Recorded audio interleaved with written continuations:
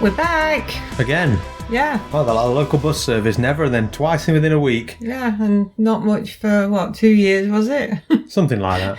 Yeah. I can't remember. So, so we just thought we'd come back online and give you a bit of a catch-up with what we've been up to. We actually did 2 markets this weekend, back-to-back. It's not something that we make a habit of, is it? But no, it can be a lot of work. Mm-hmm. You think that... you don't have to unload the truck and you can leave everything in it, but I kind of added quite a lot of extra stuff to go in on Sunday. You actually said, shall I follow you in my car? Well, yeah, there was, the tyres were almost flat, and we, I got home on Saturday evening and somebody bought one of the pieces that we'd like to sell, so I ended up having to make a new one. Then a friend showed up we've not seen for a long time. Hi, Lindsay. Hi, Chris. And then she liked one of the boxes we did, so I made her a toy box for a dog. And so in the end, it was like 9:30 at night when I actually came in and sat down. And then we were up at 6:30 again, load the truck up again, and then we were off to the races. The Sunday show wasn't as busy as the Saturday show. But again, still nice to see people, nice to have a chat. And we did like a little promo thing with some wildflower seeds to give to people so they can plant them in their own gardens just for free. Just a small envelope with a few freebies in there, just to,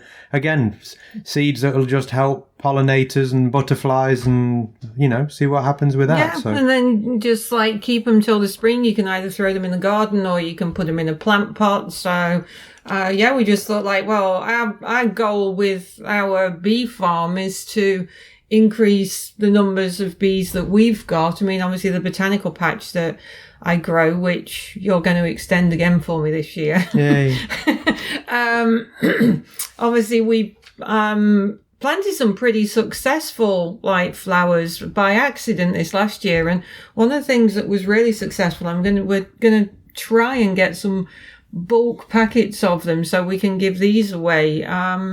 It was Mexican sunflowers. Yeah, Titonia or something like that. The actual name of it is. But they look like bright orange daisies, like really big daisies. So they don't look like a traditional sunflower. No, and you look online, they're not actually classed as sunflowers. No, but that's just the name, eh? Yeah, so. But we again, that's. We tell a lot, people say, oh yeah, it's important that you breed in your bees and everything else. And we just have to make it clear that, the honeybees that we've got are basically an agricultural kind of, not product's the wrong word, but they're basically ag. So they're not a natural bee to North America. And so planting the plants that we put out, again, will actually promote the leaf cutter bees, the bumblebees, the monarch butterflies, and all the other pollinators as well that go around and do their bit. So as well as helping ours, they also help the natural ones. So more food to go around. Yeah, and if you plant them in your garden, then your garden will thrive like your neighbours will and attract. Because we've never seen as many bumblebees ever as we did last year.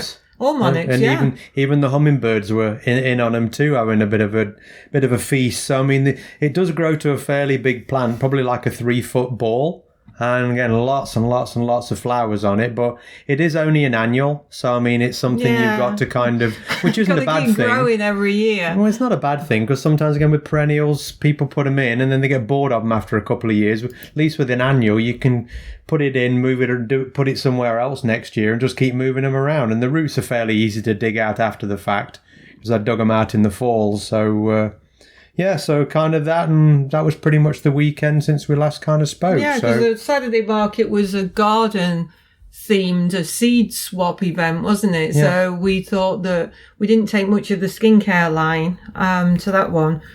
We took lots of the signs that you've been making. And garden themes and and the honey. Yeah.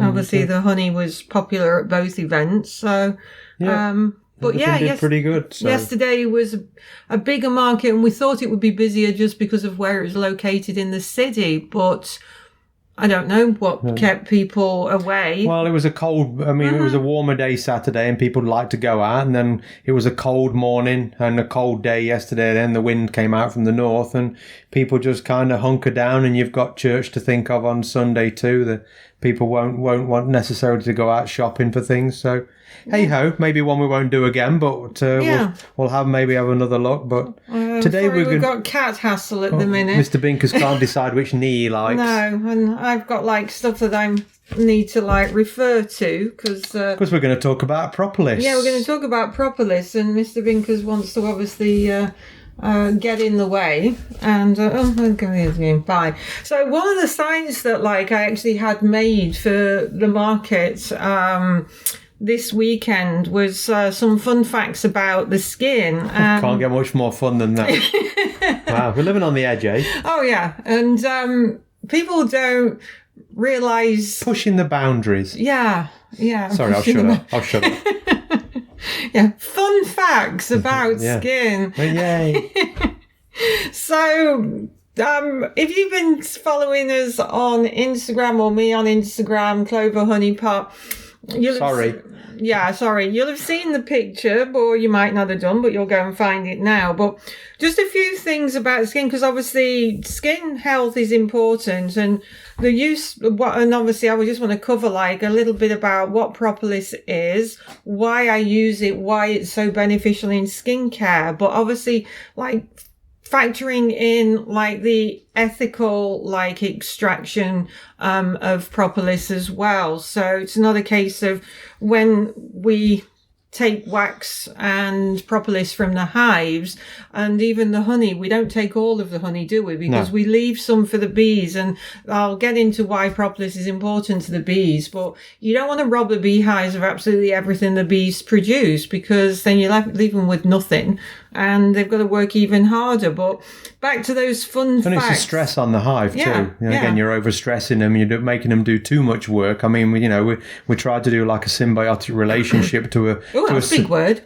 Relationship. No, symbiotic. Oh. And it's a fairly, again, it's a kind of give and take for both of us. So yeah, we're not those people that again try to, like you say, rape them for everything they've got. And we're not a commercial operation anyway, and people say like, how many hives have you got, and how much honey, and you sell it in big vats, and we're like, well, we like to focus on quality over quantity.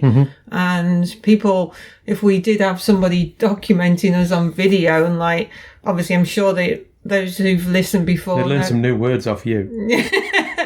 Know that I name every single queen. Each of the hive has got a little cartoon picture of a queen and a name tag on it. And when we're putting the lids back down, we try to be like really careful. And if we squish one by accident, we are apologising to the bees. So we're quite entertaining. Probably, yeah. But it reflects in the health and hygiene of the hives and the quality of the honey, I think. So. But fun facts about your skin. Did you know it's the body's largest organ? And the average adult has approximately 21 square feet of skin. It actually accounts for up to 15% of your body weight. And so if you can't lose that extra 10 pounds, it could be because you've got more skin. Well, I'd just carry on. Yeah. Your skin's actually home to more than 10,000 species of bacteria. It contains more than 11 miles of blood vessels. And a single square inch of skin has approximately 19 million cells. And the other interesting thing as well is that anything that you put onto your skin will be absorbed into your bloodstream within 26 seconds. So I think that's like super important to focus on, because obviously we all know that obviously anything that goes internally and into our bloodstream can be problematic from a just overall health perspective. So so basically, what is propolis? Tell me more. Tell me more. I knew as soon as I said that Greece was coming. Yeah.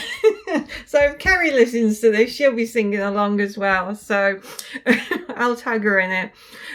Propolis is actually a bee glue and a bee spit. Like the bees actually will collect resin, beeswax, and make like a really sticky residue that they actually use to seal up the hives. So last year was the first year we tried some propolis screens, and They were kind of okay. They did work to a degree, but like not as successful as I hoped, in a bid to just sort of like, well, is there any way to like generate a little bit more propolis? I mean, again, we just said a few minutes ago.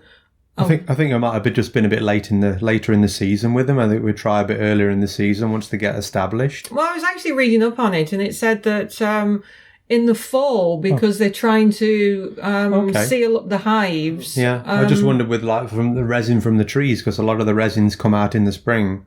And there's more of an abundance. So again, well, it was the first time, so we'll give it another whirl. Yeah, might try it again. Because obviously the propolis screens, you put them in between the box of frames and the lid, and you leave a little gap, and so the bees will actually try to seal all those gaps up to keep the hive hygienic, but also to seal it from drafts and predators as well. And propolis is not anything new. It's been around and used by the Egyptians for embalming like mummies, like in 350 BC. So it's... I wonder what they did with the daddies. And... yeah. Carry on. Yeah, I know. Told you I haven't got a lot to say today. Can you just like make it quality conversation? Yeah, we're losing listeners by the handful. Yeah, down from 5 to 4 now. So propolis, bees will go out and collect like resins and use beeswax, but propolis actually consists of 55% tree resin, plant resin, 30% beeswax, 10% aromatic oils, and 5% bee pollen. And it's actually got 300 compounds. Like, it's actually composed of 300 compounds, which basically includes phenolic compounds. And phenolic compounds are what gives the propolis its antioxidant properties. It's got aromatic acids, essential oils, waxes, amino acids, and the biological activities of propolis are mainly attributed to those phenolic compounds. So those phenolic compounds can also include flavonoids, which give and propolis has antibacterial, antifungal, anti-inflammatory, anti-allergenic, and antioxidant properties. And it's also non-comedogenic. See, I got big word in this time. Wow, yeah, non. Non-comedogenic means that it won't clog up your pores, which again is why it's so beneficial to a lot of skincare products. And quite a few like commercial organizations or cosmetic companies of latching on to the benefits of propolis in skincare products. But going back to that ethical comment, that ours is not obviously commercially extracted or produced, and a lot of the extraction processes, the propolis extracts and tinctures that are used, do have synthetic compounds to them.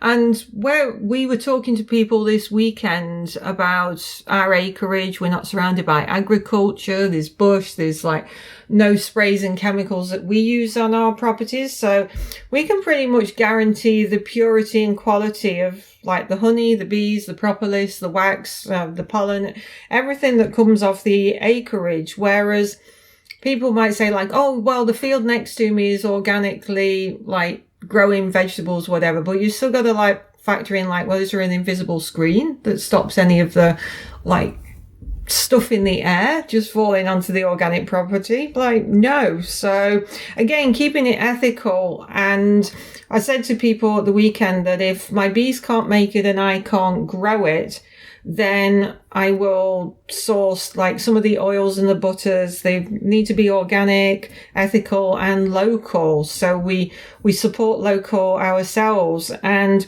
going back to that like kind of synthetic aspect of it. So people listening, they might be some of you listening that think like, oh, well, I make some like soaps or balms, and I'll just go to the health food store and get some of the tincture, the supplements or whatever, propolis extracts, and like I'll just break the capsules open and use that. Well, kind of doesn't work like that. And I actually brought it up on my screen, and I brought up the ingredients of one product that I found online, and it was actually is classed as a propolis extract, and it actually said it's got like 65% propolis extract in it, but it's got honey extract, it's got butylene glycol, hydroxyethyl urea, propanediol niacinamide, melaleuca. That melaleuca's okay because that's tea tree oil. And yeah, it's got sodium, hyaluronate, adenosine, allantonin, madagascar. I don't know. There's like just a plethora of like ingredients in it that it's like, well, 35% of it isn't propolis, basically. Exactly, yeah. So, and it's synthetically and commercially produced. So, like I said, at least like we can guarantee the quality of the propolis that we take out of our hives. But like say, we don't take all of it, like we mentioned at the beginning. We don't rob the hives completely. Well, no, they've sealed the gap up for a reason. Yeah. And again, just to give them more work. But even it's, when like Karen said at the top of the show, I mean, it's a bee glue. And yeah, sometimes you have to prise the lids off. It is very, very effective.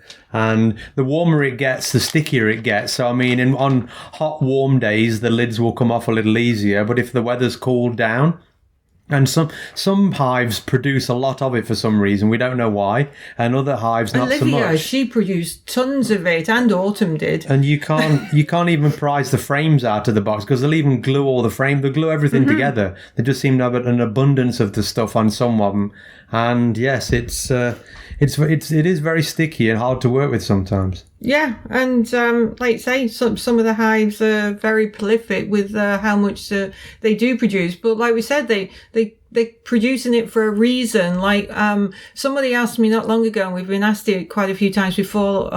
Do you like collect and sell bee pollen? And I said, well, as soon as I found out how they actually collect the pollen, I was like, oh no, that's so wrong, because the bees are taking the pollen into the hives for a reason, because the hives and the bees need the pollen. But the way that they extract the pollen is they put mesh across the entrance so that the bee can get through it. Because all their back end is loaded up with the pollen, the pollen little sacs get pulled off the legs as the bees go into the hive. It doesn't damage the bee, but obviously the bees got there and, what happened to my... Yeah, and obviously they're collecting it for a reason, and like say that they're making the propolis for a reason. So, that's why we don't extract much. And obviously I don't get much of it a year, so I have to be very conservative and look into like how much I have extracted, how much I've like taken, and again just being ethical ourselves with regard to the collection of it. But what the reasons that propolis is so good in skincare is that, like I mentioned, it's got antibacterial, anti-inflammatory, antioxidant, disinfectant, antifungal, antiviral properties to it. And I just need to bring my little picture up that I brought. Like I say, if we did video like podcasts, we'd have to put clothes on. He's got clothes on, don't worry. So I put together like a little compilation of the benefits of propolis. So first, like little bubble that's on my... Well, I can put a link to this in the show notes. I can put it in on the website. So it's anti-inflammatory properties, obviously means it's cooling and soothing to the skin and can reduce burns and redness. So from that perspective, it obviously helps with bug bites, itching, sunburn, if you've like wet shaved your legs. So again, it's very cooling and soothing to the skin. I've never done that. What? Wet shave my legs. Or your bikini line. I've manscaped. God. Like, yeah, we lost some more like listeners now. We're down to one. Yeah. Hi, Suzanne. Propolis will support collagen production, and it's a natural moisturizer. So it'll soften the skin. It'll like help to brighten your complexion. Makes wrinkles less visible, which is always a good one. And it gives you more youthful looking skin. Also, it can speed up wound healing and accelerate skin renewal. So again, things like after tattoo care. So tattoos are a trauma to the skin, and the skin's technically been abused and burnt, and I don't know like how. I mean, I've seen tattoos like done, but I don't really know the complexity of it. Hopefully we've got some tattoo people listening, they can let me know. So after tattoo care Propolis is good because obviously it will accelerate that skin renewal. It'll help with stretch marks and scars, and that non-comedogenic aspect, like it will decongest clogged pores, and it will also lighten skin and reduce dark spots. So skin blemishes, acne spots, and people who have oily skin will all see benefits from using a Propolis based skincare product. So when one of it's a win-win all the way around. It is. When one of like my clients calls my Nature's Radiant her magic lotion, it's actually not far off the truth. No. Because it's that's why you put it in there. Mm-hmm. And the products that I make, the only products that I don't put the Propolis into is the soap and the body scrub, because they're a wash on wash off product. But things like where you're soaking with the bath salts, the moisturizers, the lotions and the balms, because they're like being applied to the skin and it's soaking into the skin, then that's where you'll see the benefits of it. I haven't used it since last night after I use it like as an aftershave balm. Yes, you use the Nature's Skin Therapy after you've shaved every single time. Yeah, you don't shave. And it is a big difference, yeah. It goes in, does not greasy, and I'm a walking advert, look. Yes, you are. And talking of my walking advert, for obviously those of you who know Richard and know what he looks like, then, well, you can go on the social media and have a look at photos, but you don't have a lot of hair, and we make people laugh at through choice, not fell out yet. Through choice. So we always joke at markets and tell people that you are my shampoo model, and they look at him and laugh, and I say like, well, no, he actually is the perfect shampoo model, because the antibacterial like properties of Propolis actually it helps to address and even reverse like dandruff and dry skin on the scalp.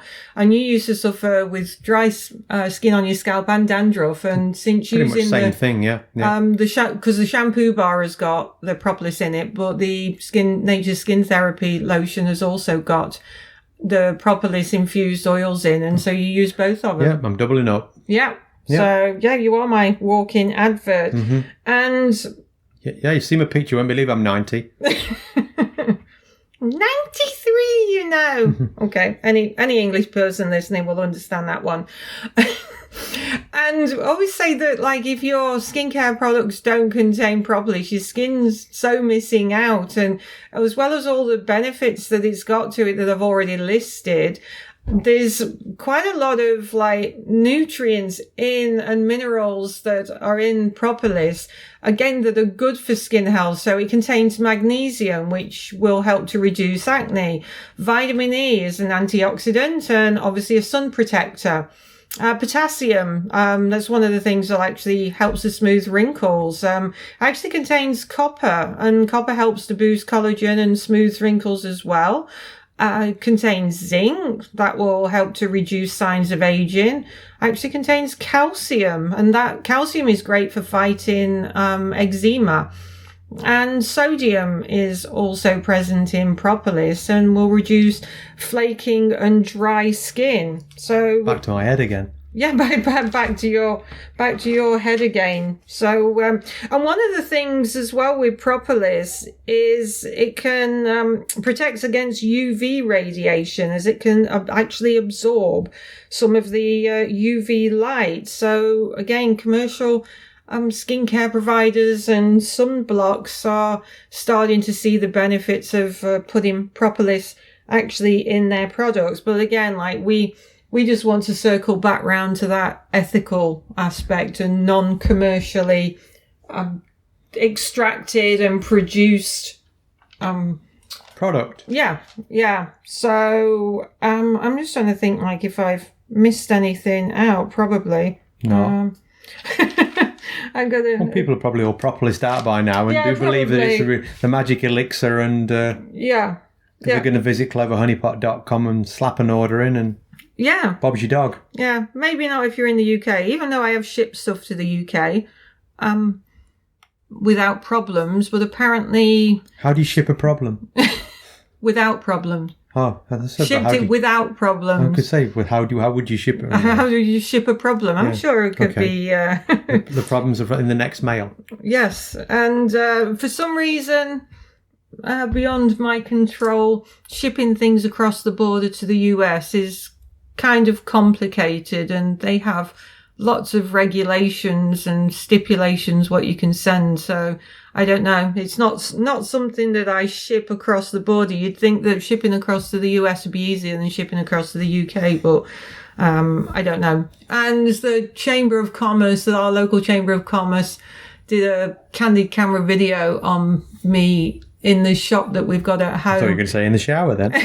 In the shop. Oh. And they were asking me about the propolis, and propolis actually can be eaten. It's actually good for oral hygiene. And the woman who's in the chamber, she says, I was showing her the propolis, which is a dried propolis, and she goes, well, eat it. So I put some in my mouth and chewed it. And she went, I can't believe you did that. I went, well, I wouldn't tell you it was edible if you couldn't eat it. Put your money where your mouth is.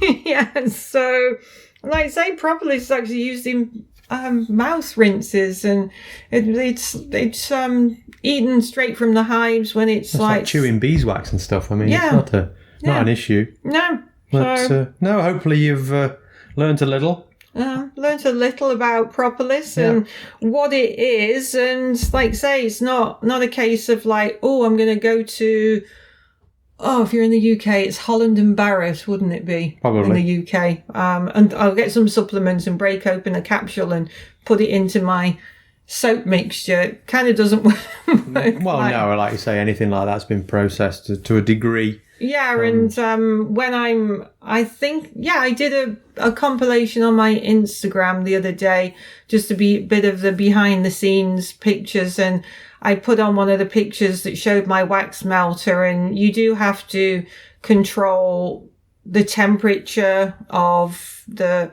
oils when you're infusing the oils with the propolis, and obviously careful like filtration of it as well. So it's not like, let's just throw it in the microwave, melt it all down, because then that kind of like negates a lot of the health benefits and properties as well. So so we've got there is actually maybe 2 videos on the Clover Honeypot YouTube account where I did some stuff on propolis. So if you've not had enough already, if you can, it obviously is a lot like more condensed, and you can put those in the show notes.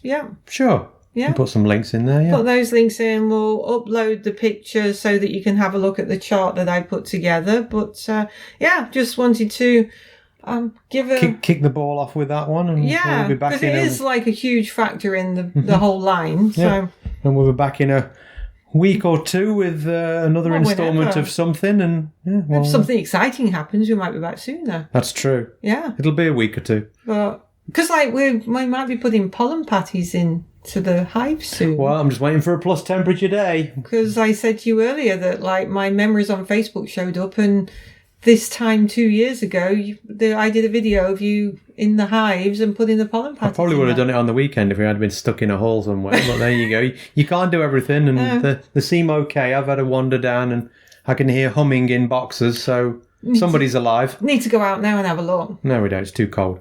I'll go then. Oh, it's too cold. It's going to warm just today, then the wind will come round. It'll be fine. Anyway, that's us chatting on about nothing. We'll talk to you soon. Thanks for listening. Okay. Bye. Bye.